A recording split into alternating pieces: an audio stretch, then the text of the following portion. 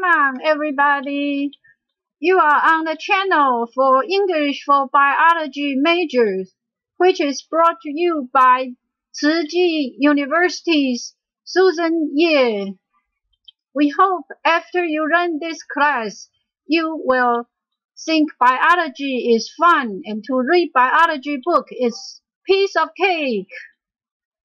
Let's go, yay! Hello everyone. Today we are going to finish lesson 10. First, we still need to review what we learned last time. For neck, we use three prefixes: cervical, C-E-R-V-I-C-O, thero, D-E-R-O, and tracheal, T-R-A-C-H-E-L-O. For throat, we use pharyngeal, P-H-A-R-Y-N-G-O. For chest, we use two prefixes, thoraco, T-H-O-R-A-C-O, and steso, S-T-E-T-H-O. For breast, we use three prefixes, mammo, M-A-M-M-O, masto, M-A-S-T-O, and mazo, M-A-Z-O. For teeth, nipple, we use two prefixes too, thelo, T-H-E-L-O, and T-H-E-L-E. Now let's go to the last part of lesson 10. First, we are going to learn how to say abdomen in professional prefix. Well, the first one is abdominal. It looks just like the common words for abdomen, A-B-D-O-M-I-N-O. And celo, C-E-L-O, and celio, C-E-L-I-O. Our example for A-B-D-O-M-I-N-O is abdominocentesis. What is a abdominocentesis? It is a surgery operation for extraction of peritoneal fluid from the abdomen for evaluation, usually using a trocar to get the fluid out. A trocar is kind of like a needle in this picture. For CELO, our example is cystoscopy. Cystoscopy is a rarely used term. Nowadays, the most common term for this procedure is called laparoscopy. We don't use cystoscopy anymore, but it's the same meaning. It is for examination of any body cavity with an optical instrument. This instrument called laparoscope. It also called abdominoscopy, cilioscopy, and peritoneoscopy. Our example for CELIO is cystoscope. Cystoscope is the same thing as the cystoscopy. It's an endoscope for visual examination of body cavity. Let's review what we learned for abdomen. Abdominal, A-B-D-O-M-I-N-O, celo, C-E-L-O, and celio, C-E-L-I-O. When we want to talk about belly, belly is this part of our body. We use two prefixes, ventral, V-E-N-T-R-O, or ventri, V-E-N-T-R-I. For ventral, our example is ventrolateral. Ventrolateral is an anatomy term, means both ventral, the belly, and the lateral, the side. That's called ventrolateral. And ventri, our example is ventricles. Ventricles is having an expansion or belly on one side.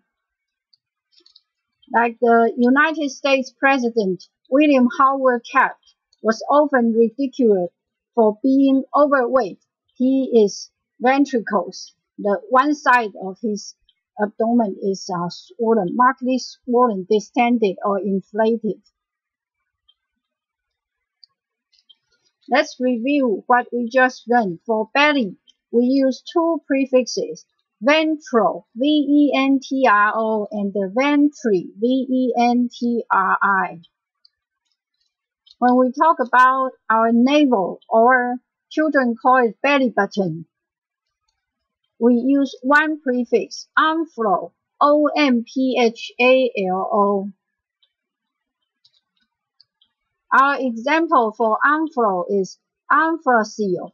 Omphalocele is the protrusion at birth of part of the intestine through a large defect in the abdominal wall at the umbilicus, which causes the protruding bowel being covered only by a thin, transparent membrane composed of amnion and peritoneum.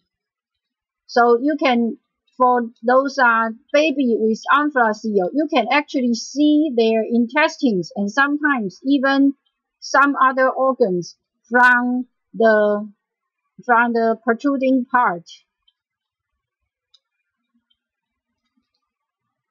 It can be operated to correct the defect, but if the operation doesn't do in time, sometimes because the opening on the umbilicus is so small, sometimes it will cause necrosis of the intestines and even some of the organs, which could be fatal if the condition gets more serious.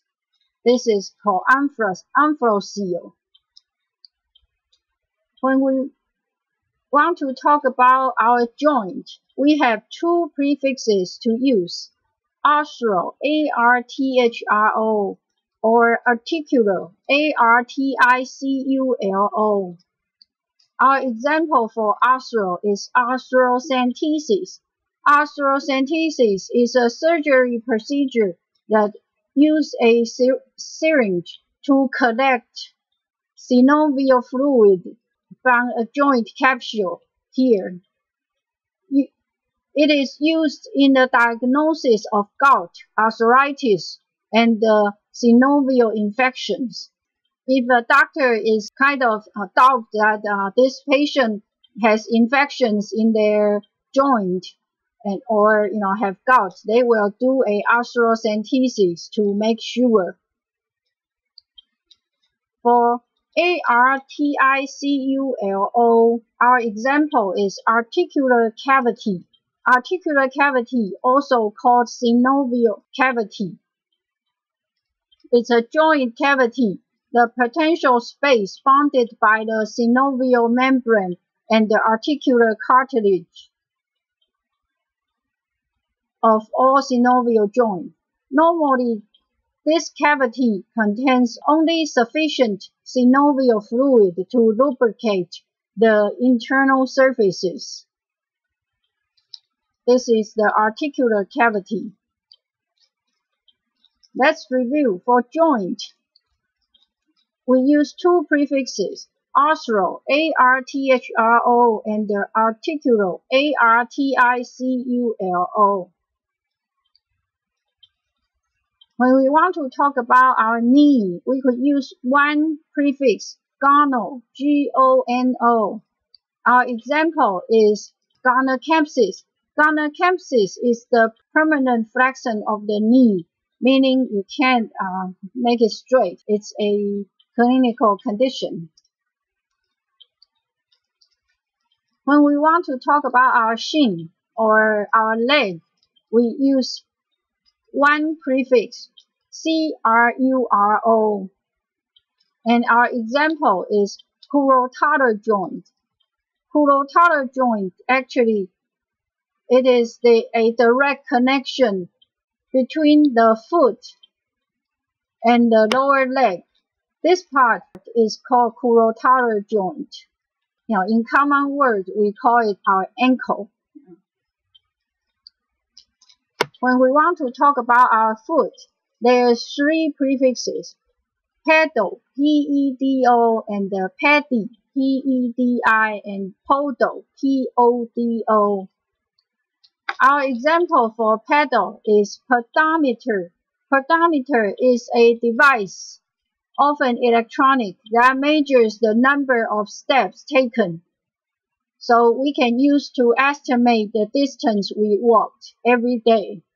And now a lot of cell phones has the function of pedometer, so you can actually measure how many steps you walk every day if you carry your cell phone with you all the time.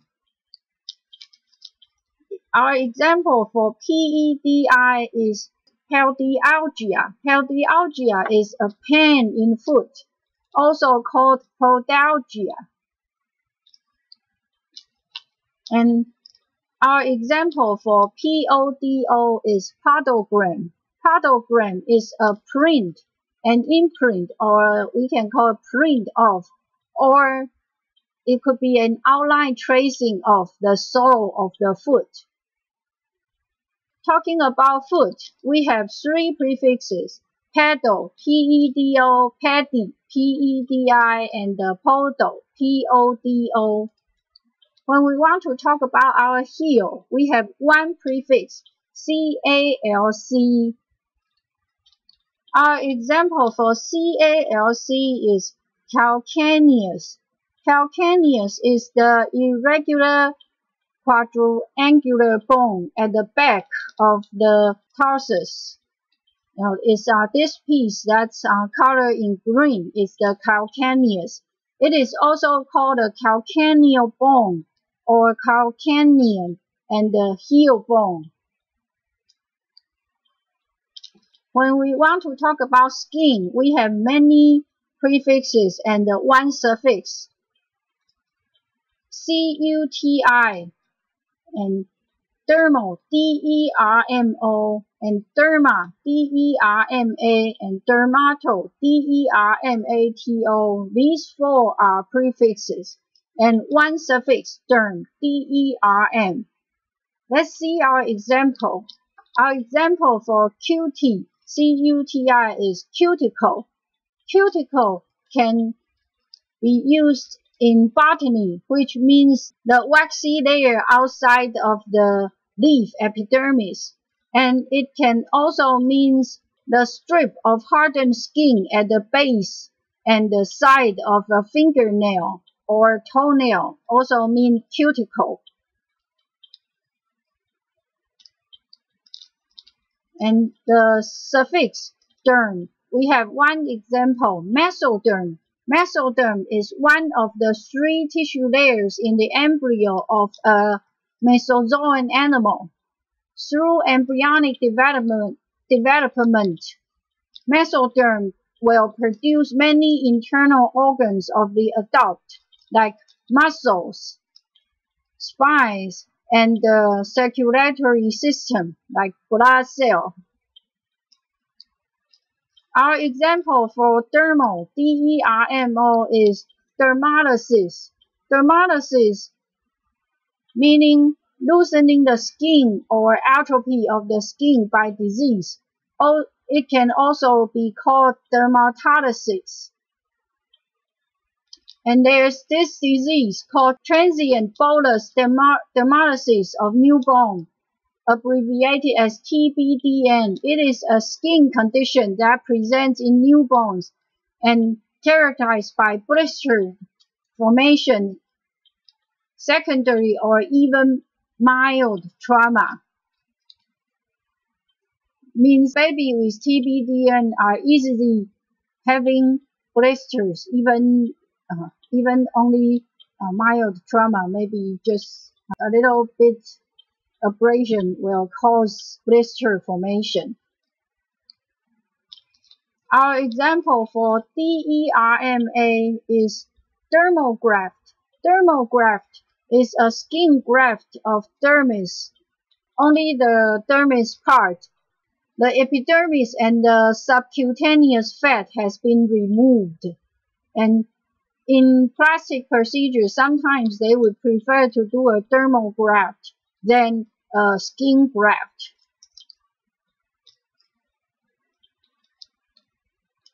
And our example for DERMATO is dermatoheliosis. Dermatoheliosis means sunburn. In common names, it's just sunburn. It's the photo damage of our skin.